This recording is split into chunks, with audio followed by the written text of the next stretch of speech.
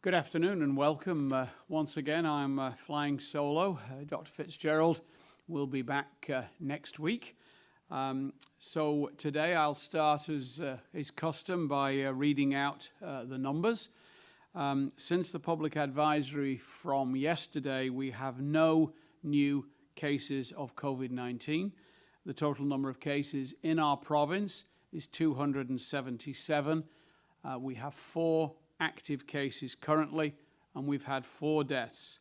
269 people have now recovered, and in total we've tested 44,738 people individually.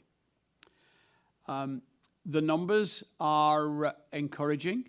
Obviously, it's tinged with some sadness because of passing of 4th case or 4th fatality. But overall, despite what is happening in the rest of the country, our numbers are low. As we go through day 213 and Thanksgiving approaches, I think it's important to reflect a little on that. We're 7 months, for public health anyway, into this pandemic. There's been a lot of effort made by a lot of people. Staff, be they essential workers in your grocery store, your convenience store, your school, or in healthcare, have risen to the task and continued to allow life to go forward, bearing in mind the load from COVID at the time we're speaking. Labrador Grenfell Health, again, to be congratulated. They've tested over 650 people since the case up there. And I think they did 610 of those in the first 48 hours. My colleague from Lake Melville went and visited them and described them as tired but pumped. And again, I thank them. It was a community effort, though. There was a local individual who provided a tent for staff to use, and the local power company went and put up a power pole to provide lighting through the dusk and sunset hours. So everyone pulled together. All of those tests from Labrador have turned out, fortunately, to be negative. We have a small but very dedicated public health team who've been on call or working for all those 213 days and really since Snowmageddon, because you may remember that preceded the arrival of COVID-19. They alone put in 30 hours this weekend in addition to their call to deal with queries and investigation and work related to our recent cases. But again, the people of the province, individually and collectively, have really stepped up, and those numbers, those low numbers, are a testament to the fact that people have taken to heart our messages, understood their importance, and followed sound public health guidelines and good public health measures, and hence our low numbers persist. The Conference Board of Canada have recognized the work of Newfoundland and Labrador. The Atlantic bubble is in some occasions referred to as the New Zealand of the Northern Hemisphere, and whilst those are great compliments and a testament to everybody, I think we ought to just take them with a tinge of caution, because we can't let complacency set in. If you look around the rest of the country, there are hotspots in our 4 biggest provinces, some of whom are seeing new cases at the rate of over 1,000 a day and fatalities in significant numbers. And they struggle with their response to COVID-19. And in the case of British Columbia, for sure, they struggle with a second epidemic of opioid deaths, and that is making life for them even harder. And so when we look at what our options are, both in Newfoundland and Labrador and across the Atlantic bubble, I think we have to recognize those challenges that they face. We have to share in terms of what we can do to keep the people of this province safe and healthy. We need, as the Thanksgiving weekend approaches, to continue to use good public health measures. We need to be vigilant. We need to use physical distancing where possible. And in those circumstances where it's not, then the mask is your friend. If you move, you mask. If you are in a situation, and certainly in public areas indoors, where physical distancing cannot be maintained, you must wear a mask. The order is clear for those common areas.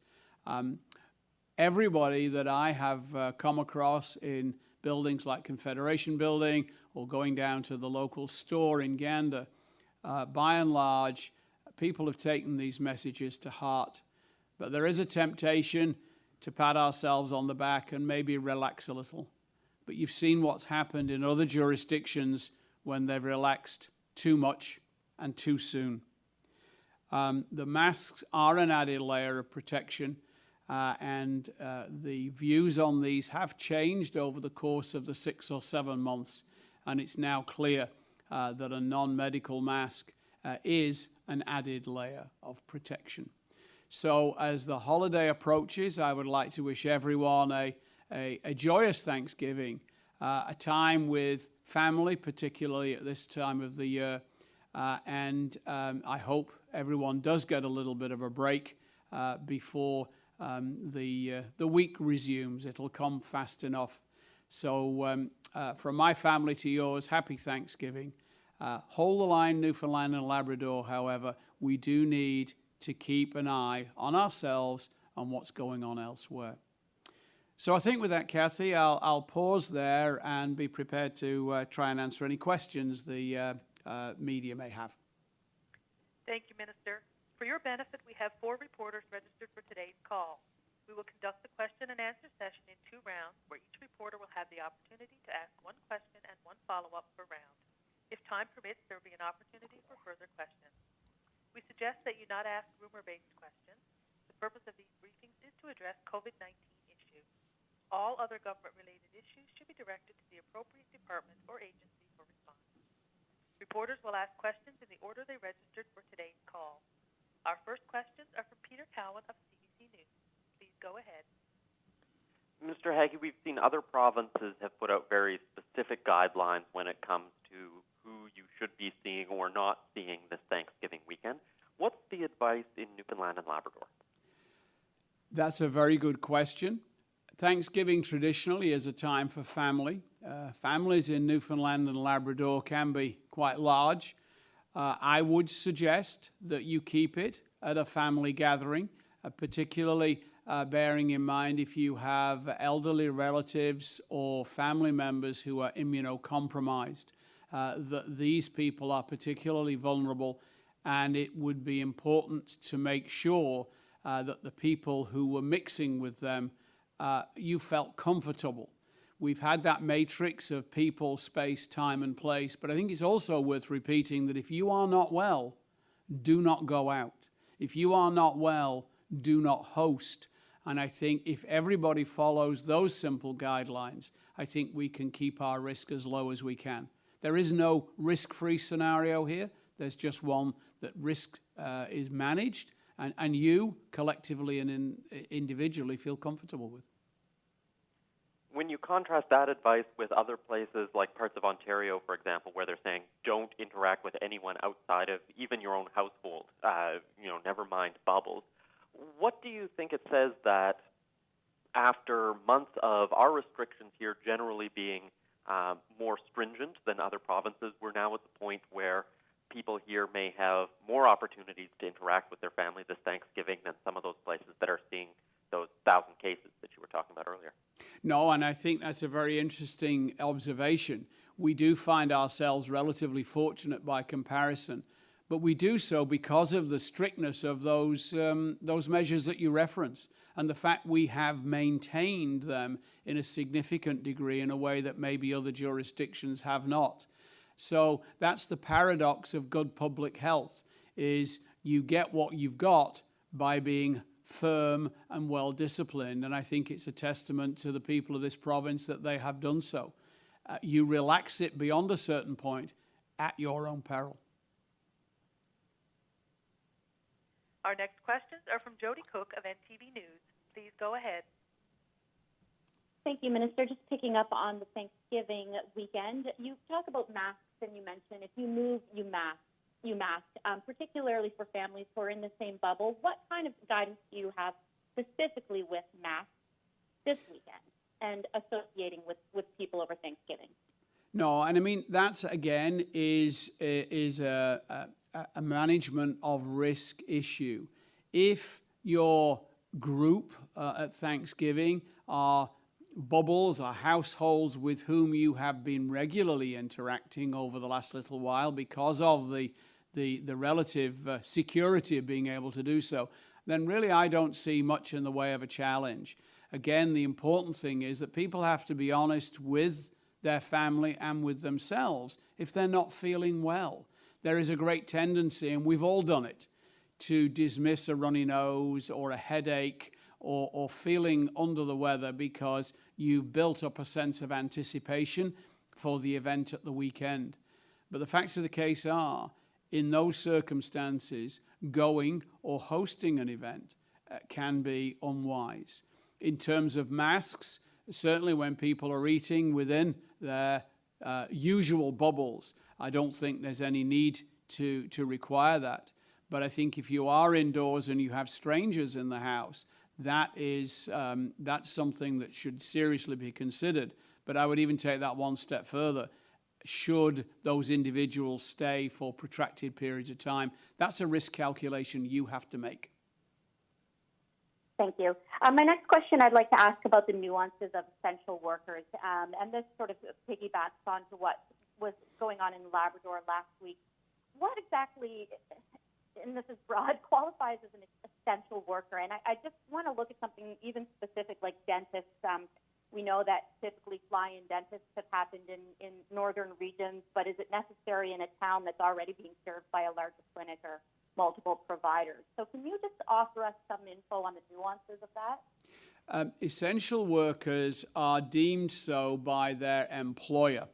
And in the case of fee-for-service or private contractors in the healthcare field, the regional health authority. They are the ones who would initiate the process of applying for an exemption. We do not or have not second-guessed those in any great way up to now.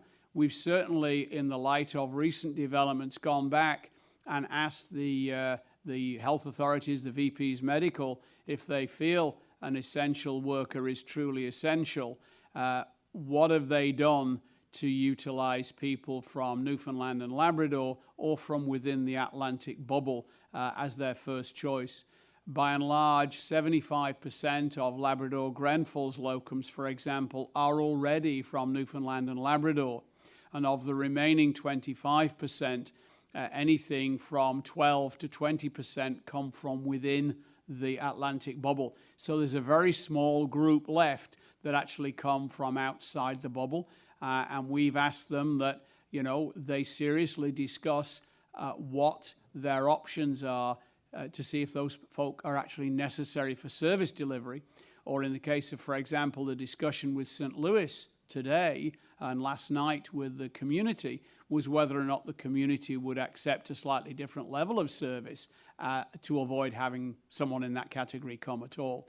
So those are the kind of nuances around healthcare essential workers that need to be managed at an operational level, almost on a day-to-day basis sometimes. Our next questions are from Richard Duggan of VOCM News. Please go ahead. Thank you, Minister. Public Health said last week that they would be investigating the circumstances surrounding that case up in Labrador to see if there would be any repercussions.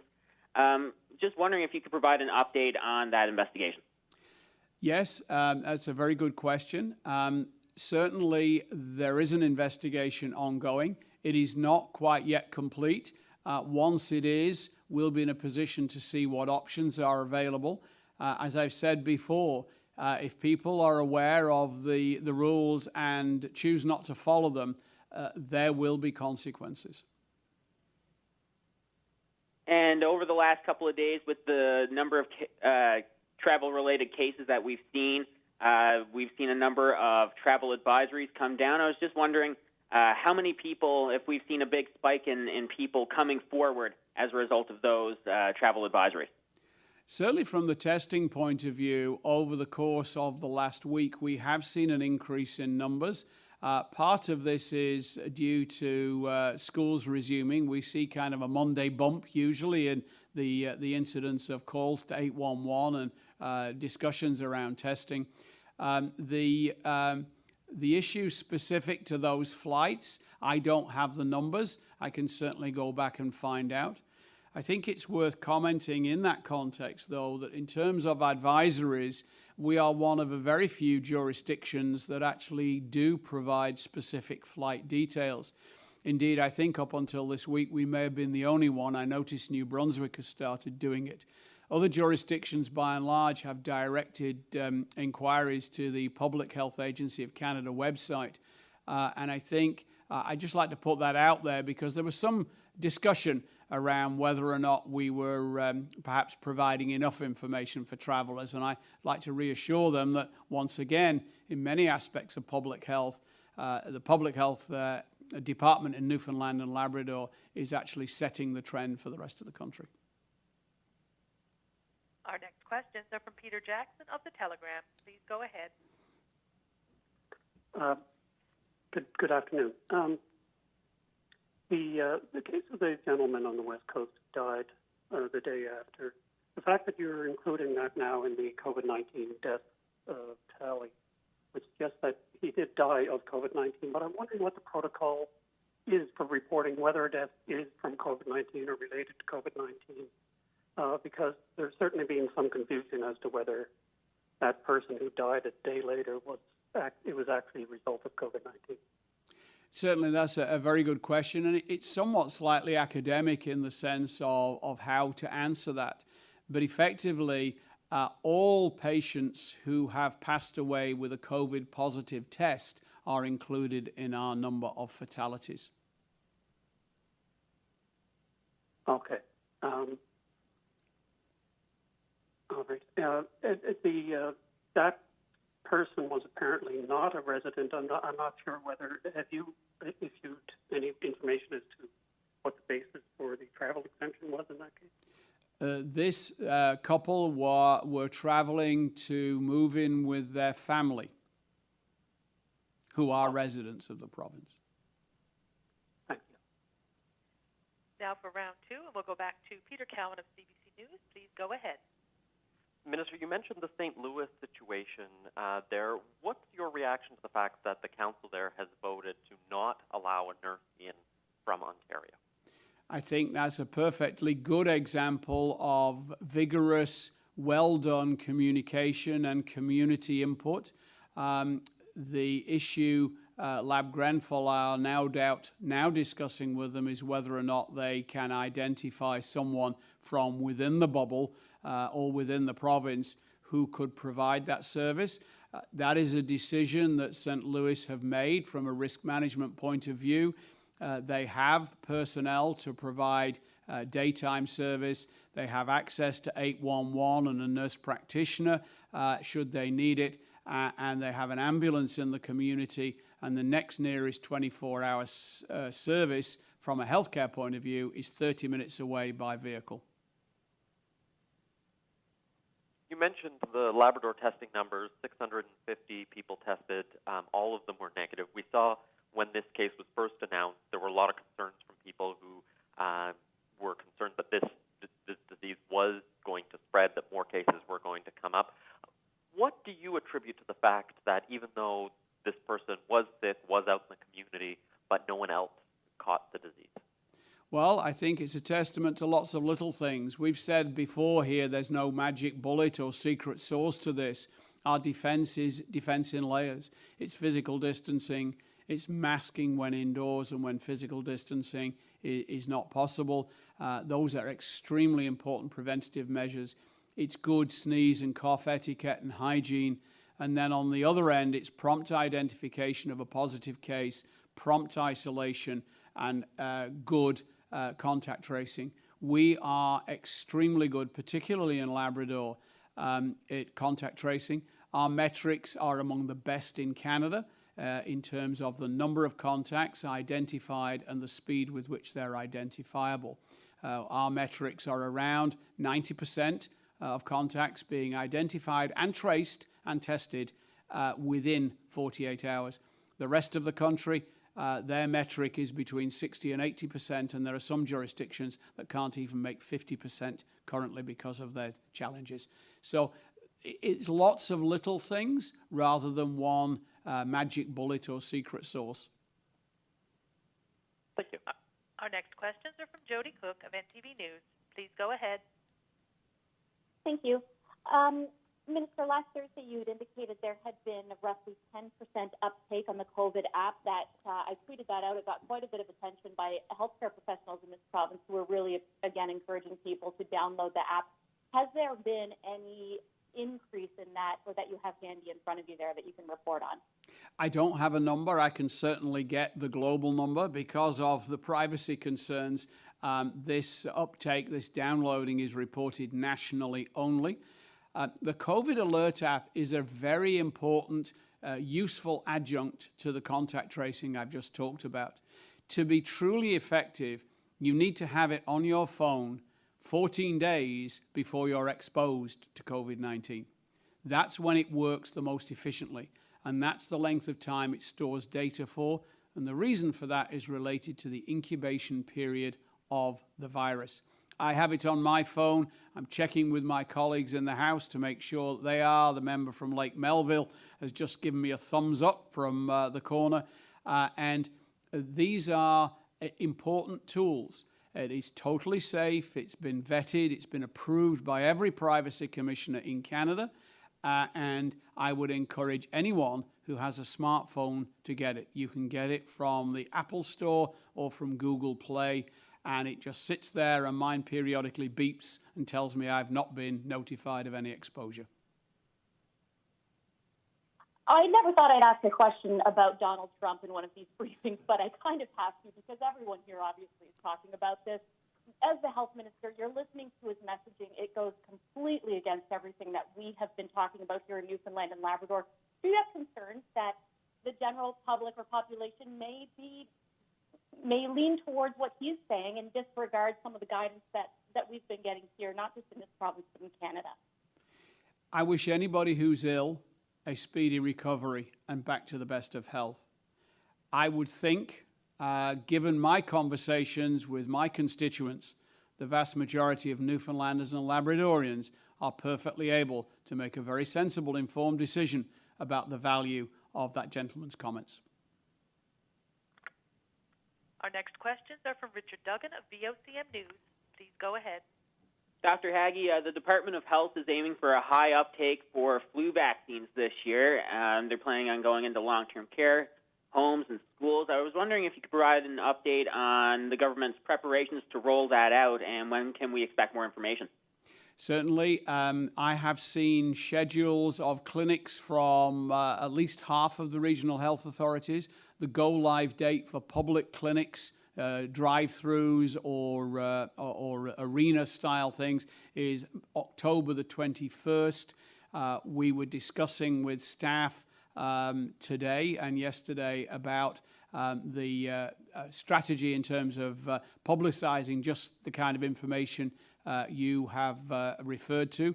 I would expect that to be on the airwaves or in the media by the middle of next week. And as I say, the go-live date for the general public is the 21st. We have bought enough vaccine for everybody. We have bought enough high-dose vaccine for everyone over the age of 65. And we are looking to 85% uptake. And school has been opened up for just about a month now. Have we seen any sort of a significant increase in the number of children being tested for the virus? Yes, we have seen an increase. As I alluded to earlier on, we kind of have the Monday bump in calls. Not every call results in a recommendation for a test, but there has been an increase in the number of children tested since we opened that up to children and school resumed. Our next questions are from Peter Jackson of The Telegram. Please go ahead. Hi, I'd like to revisit Labrador briefly. That is, I understand that the health authority there stated there was communication breakdown, but despite this being an ongoing investigation, I just want to clarify that anyone coming in as an essential worker would be given explicit instructions at the airport. Is that not the case?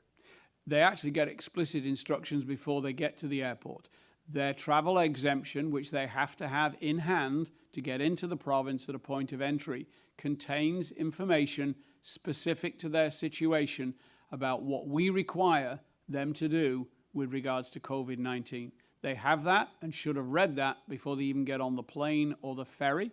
And that is a document they have to produce at the point of entry to gain access to the province.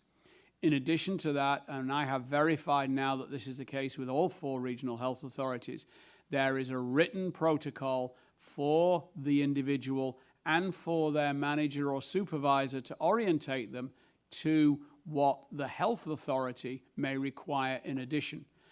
Because obviously, depending on the nature of the work of an essential healthcare employee, there may be additional measures the Infection and Prevention Control Committee in that region have recommended that would then layer on top of the details in the exemption order. The information is there. They have it before they arrive. They're expected to have read it. Thank you. And the other question I have is about masks. We've just recently received a communication from the Autism Society and the Disability Society. There are a number, whether it's open to abuse or not, of people who cannot handle a mask in public places. How are businesses advised about enforcing this? Because obviously it's impossible in a lot of cases for a business to even know what the circumstances are. I would suggest compassion and courtesy would be the 2 words I would start with. It is a difficult situation for some individuals. There are some who have some face shields which are approved, which they can use, and they're transparent as an alternative. For those people who truly cannot, for whatever reason, wear a mask, then there is the option not to do so. I think the challenge there is on the rest of us as to how to deal with those individuals in a compassionate and courteous way. There is no script or playbook for that. And Newfoundlanders and Labradorians have a history of treating their fellow men and women kindly. I think if there is a suspicion or a concern on behalf of the business owner that this is not the case, then the business owner does have the ability to question the person and ask for an explanation. But at the end of the day, the mask requirement is there in the special measures order, but we do acknowledge there are some individuals for whom that may not be possible to comply for reasons of disability or for reasons of health. Thank you. Peter Cowan, do you have any further questions? I'm good, thank you. You? Jody Cook? No, thanks. Richard Duggan? No, thank you. Peter Jackson? I'm the spoiler, I'm sorry. I just wanted to ask a question about PPE. There was a recent report on frontline health workers commissioned by the National Nurses Federation. And one of the recommendations on PPE, which was a big problem at the beginning, I'm just wondering if the government has made any gains at all in reestablishing a PPE stockpile, and will it report regularly if that's the case? Yeah, we have a system now of inventory control. It's not a warehouse where you go and park the stuff and then come back 10 years later and realize it's all gone off. This is inventory control. It's kind of like a long warehouse. The new stuff comes in one end and the older stuff goes out the other. We're aiming for a 180-day supply at pandemic burn rate. We're 70% there. We're pleased with the progress and we look forward to getting to 100%. Thank you. You're welcome. Thank you very much. Minister, do you have any final comments? No, again, just to repeat, it is a family kind of holiday coming up. I wish everybody a peaceful Thanksgiving, and it is an opportunity just to have a quiet moment to think about some of the good things we've been able to achieve in the face of such adversity over the last 7 months. So thank you. Thank you very much, everyone, for tuning in. Have a great evening.